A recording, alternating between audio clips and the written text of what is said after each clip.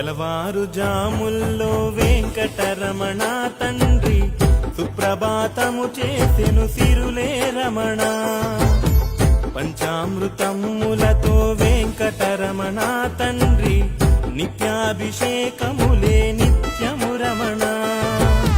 వజ్రమకుటంబుతోను వెంకటరమణ తండ్రి శంకు చక్రధారుడవే తిరుమల రమణ. మూడు నామాలతోను వెంకటరమణ తండ్రి ముల్లోకములు ఏలెది మూర్తి విరమణ.